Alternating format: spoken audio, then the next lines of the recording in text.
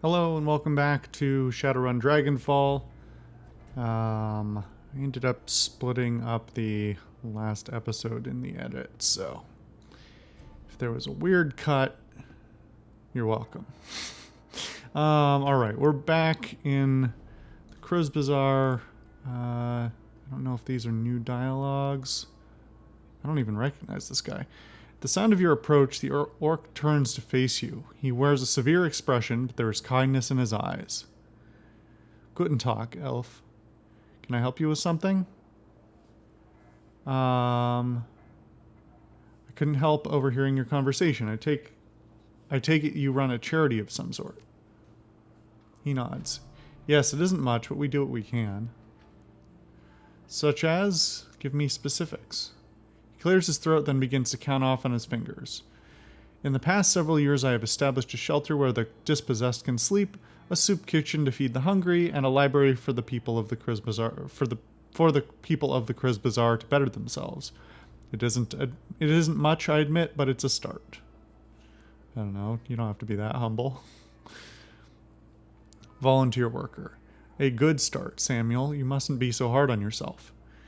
There are limits to what man, even a determined man, can accomplish. This is true. He nods to the orc at his side. Thankfully, some of the residents that I've helped over the years have come back around to help me. I've got 15 assorted orcs and trolls from all around the Kriz Bazaar working with me now. They help me man the soup line, stock the library shelves, and to do all of the hundreds of other little things that a community organization needs done every day.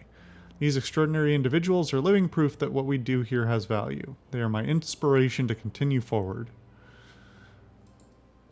She beams at the compliment. From her body language, it's clear that she idolizes Breckenbauer.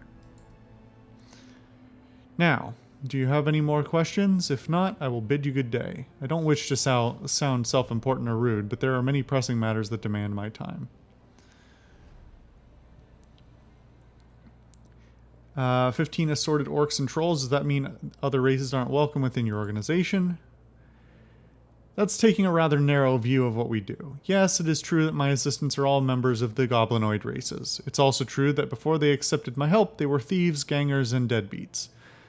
That is not because they were bad people. This is because of us with the goblinoid trait. Those of us with goblinoid traits are feared, mistreated, and denied gainful employment by a society that hates us. I hire only goblinoids because mainstream human society has created a need for me to hire only goblinoids. The orcs and trolls of the Kriz Bazaar deserve a workplace where they will be treated with dignity and respect. All that being said, our services are available to all. We wouldn't turn a desperate person away, regardless of that person's metatype. Even humans, the most privileged of all races, are welcome at our door. Isn't that what's most important? Well, the racism metaphor is heavy.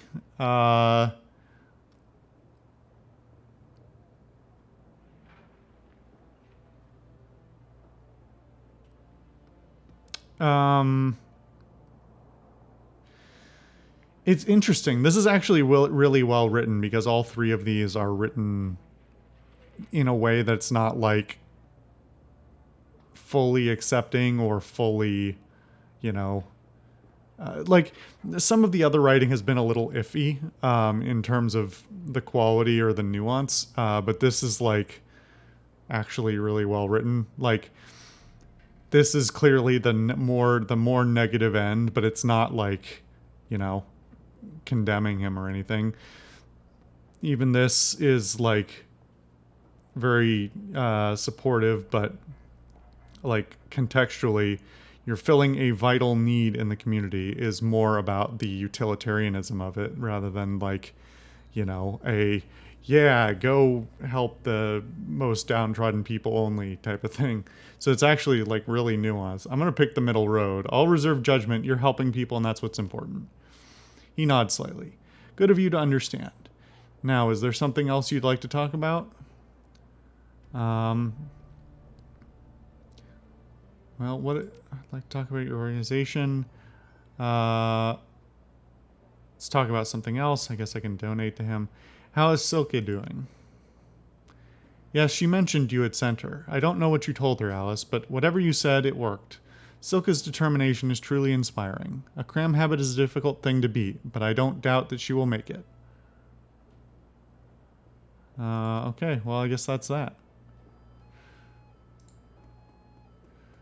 I don't know if we were able to talk to him before, we just missed it. We talked to Lane, right?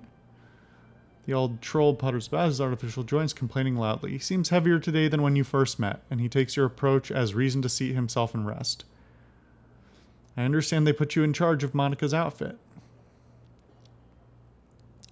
Word travels fast around here. Hell, an old man farts and the kids across town complain of it. Need something from me? How are people handling the loss of Monica? I think most are still in shock. Did I read this? Just you wait, that'll pass, and then the panic sets in. Few folks have any real discipline around here. Monica kept them calm by keeping them safe. Now that she's gone, they're going to start realizing what a heap of misery this blasted city can be. You consider yourself a man of discipline, then? More than most I've met. Surely enough to keep my head when the shit hits the fan. Really doesn't matter that much to me. But to the rest, it's going to be a different story. Monica kept this place in one piece. She read the flux like a bird reads the wind or a fish reads the current. Without her, there's no telling what's going to happen. Why is there... I keep seeing, like, somebody spawn and then walk off. I think it's just because they're walking in and out of the fog of war, but it's really distracting. Anything else you want to draw about? I'd like to hear a little more about you. Let me guess, you want to know how I lost the legs? If you're offering. Might as well hear it from me than one of the addled brain kids running around. Lost the legs during the first Euro War, if you must know, in a bombing. Now you need something else from me? Nope, didn't mean to bother you. Alright, well, do other people have new things to say? What is that? Welcome back, mein Freundin. What can old Zach get you? I've got a formula for a combat stim. Can you produce something like that? Oh, you know, I'm your man. I can hook you up right now. What's the deal with the special concoction? I already read this.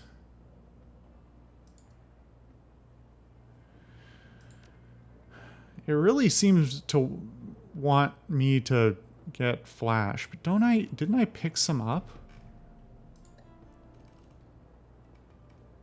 No, I picked up Cram. It just uses the same icon. Which sort of probably tells me something about it. But,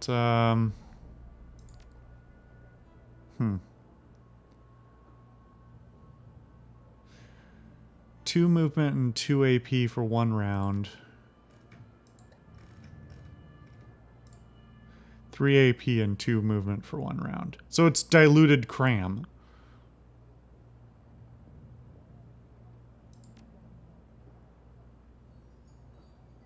Yeah. And it costs 700. Yeah. I guess he's a drug dealer. I shouldn't expect him not to hustle me.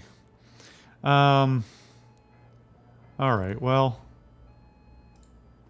Anybody else got anything? I don't really think I need to go around and talk to everyone.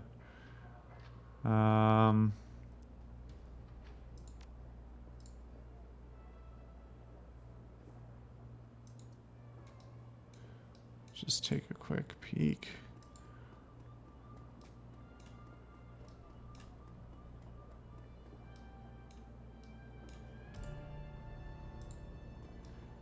Did new areas open up here? No, it just looks a bit different. Hey there, remember me from the cafe? Name's Kami. Are you looking for something? Well, who you are, for one thing. I'm Altug's ears and hands outside of the cafe. Call me Kami. Wear a couple hats, a barista, a gopher, keep my eyes and ears open. Let's just say I get on by trading stories. So I can count on you to hear what's going on? Like I said, only if you've got something juicy for me. Or if Altug wants me to tell you something, but that's rare. I may be his ears and hands, but he's got enough of a voice all by himself. He doesn't seem to be afraid to use it either. Not in the slightest. Since you've just moved here, I have some advice. If you haven't guessed already, he's got fingers in a lot of pies. I've seen what happens when he doesn't approve of someone or something. Pissing him off can't be worth it. And at the very least, you won't be able to get good coffee in this town again. She grins cheekily. So what's the story between you and Altug? She grins and winks lasciviously at you. Oh, surely you've guessed. You're not serious. She laughs. I can't pull a fast one on you, can I? Well, I'll tell you the real story sometime. How about that? Right now, I have some errands to run. Come over sometime and we can chat over hookah or something, yeah? She lazily tips an invisible hat to you before returning her focus to a calm on her at her waist. These sparklies really make me think there should be something to interact with, but...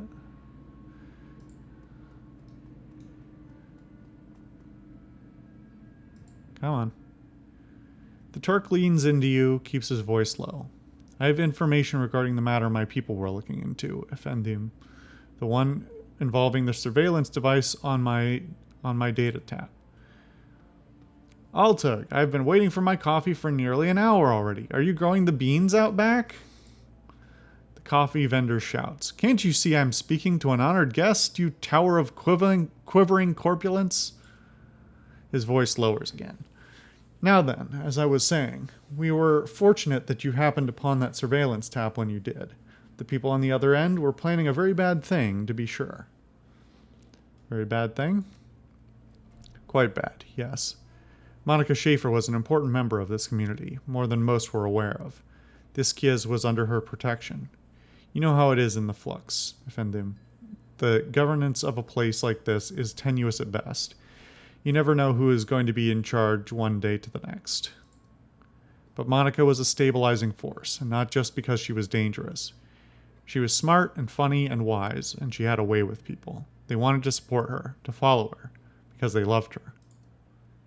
When she was killed, it left an opening for others. It would have meant bloodshed and pain if this council had been allowed to continue their plan. But they did not. We saw to it, you and I.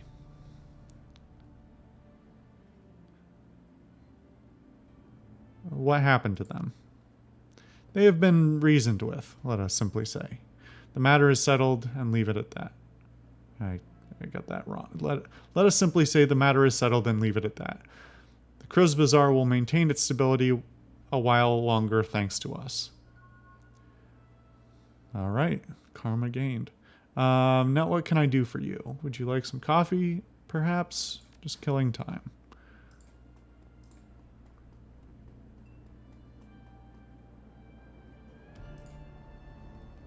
Oh, that's right. I forgot. On the end of the last session, we got upgrades. So this is interesting. I mean, I made mention of it at the time. The idea of gearing towards like certain proficiencies, sort of like XCOM.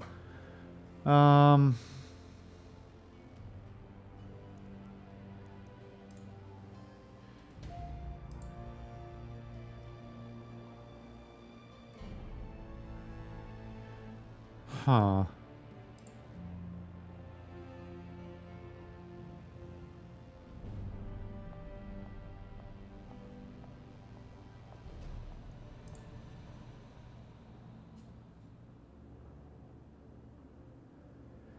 Well, here's the thing. I don't know who else we're going to get in the party.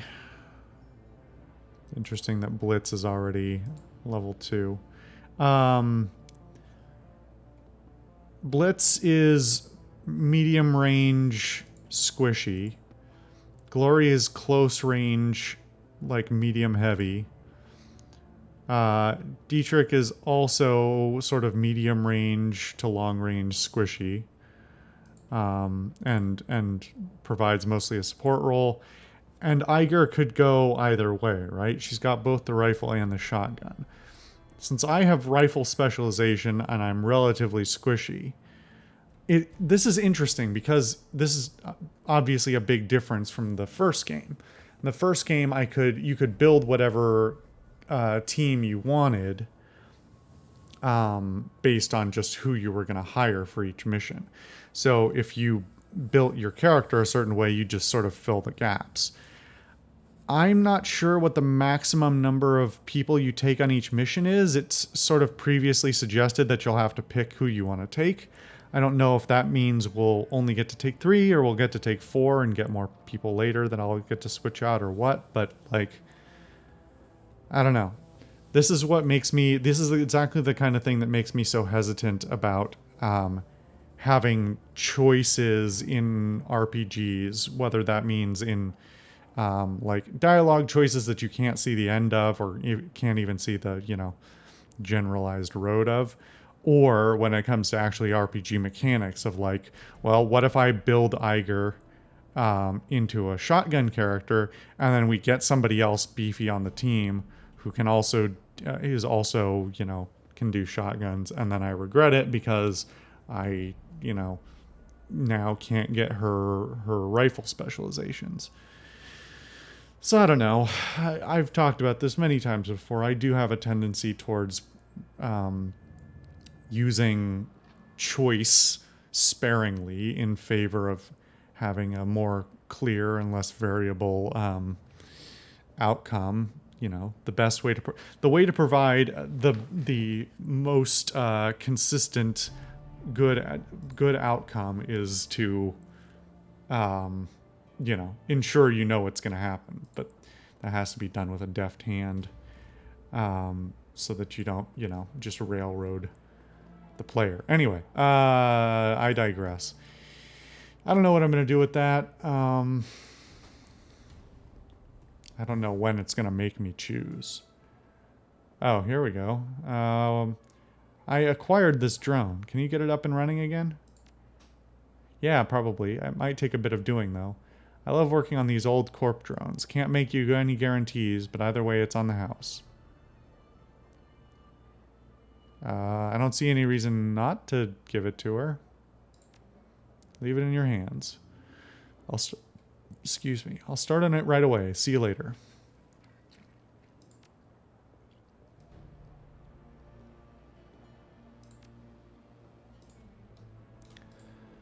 All right. There was one more group up here. I don't remember this basement thing being open before, so I sort of want to double check that. Girl with the chip. Oh. Right. She was all whacked out before. The girl with the chip in her head stands with her eyes closed, rocking back and forth. She looks so frail that a light breeze might knock her over, but she somehow stays on her feet. Whether by coincidence or some kind of preternatural junkie awareness, she opens her eyes when you come near. I know you. I'm Alice. Pleased to meet you, Miss Kim. Which leads to Kimmy, which leads to Simmy. Simmy Kim is what most people call me. They think I don't know. They think I don't know why, but I do. Monica explained. It's pretty blunt as a first introduction, but sure. How do you feel about Monica's death? Kim hugs her arms close to her body. Sad. She never got to have a family. She'll never get married. Never be a mother. Seems she was a mother to the whole Bazaar. Kim nods her head almost dumbly, her eyes unfocused on the ground. Monica said a mother is always a mother. Always. She hugs herself tighter and stares blankly at the ground. So what have you been up to? The girl absently fingers the chipjack in her temple. I wanted to escape with the children and the captain. We had to get away from the soldiers, out of Austria. But it was all wrong, all wrong. I was taking them over the mountains, but it was the wrong way. I know it was. It would have taken us straight into Germany, not Switzerland. We should have taken a train, gone to Italy. There we would have been safe. I got bad news for you about Italy during the 30s. I didn't want it to end badly, so I turned it off. Zach sold me something new. In it I feel strong. I have a son, and he's destined to save the world. I have to protect him because because the machines have come back to kill him before he can become a man. I won't let that happen, because in there I am strong. Though Kim's words are bold, her trembling voice and body betray something someone aching for a fix. I'll catch up with you another time. All right, is that just like all fan service stuff? Like it seems like there's there's something more there, trying to talk about maybe trauma from or PTSD from losing a child or something like that. But the memes, the old movie references and things are a little silly. Anyway, I've never been down here before, so I'm gonna actually call the episode here and we'll explore it the next time. See you guys then.